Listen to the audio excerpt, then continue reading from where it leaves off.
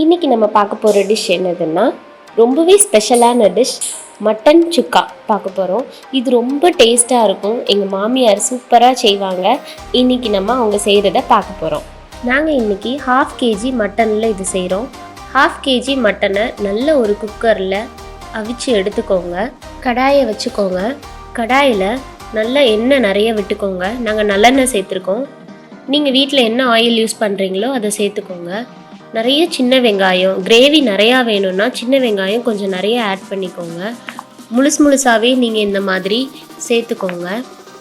அதில் இஞ்சி பூண்டு பேஸ்ட்டு 2 டேபிள் ஸ்பூன் விட்டுருக்கோம்.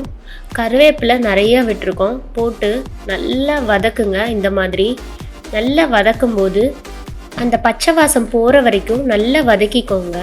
இப்போது நம்ம கறி அவிச்சதை பார்ப்போம். கறி நல்லா இந்த மாதிரி பஞ்சு மாதிரி அவிஞ்சிருச்சு. அதில் 1 டீஸ்பூன் மஞ்சத்தூள், 1 டீஸ்பூன் ஜீரகத்தூள், 1 டீஸ்பூன் மிளகுத்தூள், உப்பு சேர்த்துக்கோங்க. 1 டேபிள் ஸ்பூன் வத்தத்தூள்.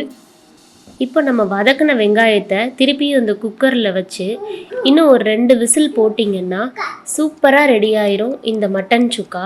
ரொம்ப டேஸ்ட்டாக இருக்கும். இதை செஞ்சு பாருங்கள். எங்கள் வீட்லேயே இது ரொம்ப பிடிச்ச டிஷ்ஷு. எங்கள் மாமியார் செய்கிறதுல ரொம்ப சூப்பராக செய்வாங்க. பாருங்கள், நீங்களும் செஞ்சு பாருங்கள். இந்த டிஷ் உங்களுக்கு பிடிச்சிருந்துச்சுன்னா நான் சுக்கி பாருங்க. நன்றி.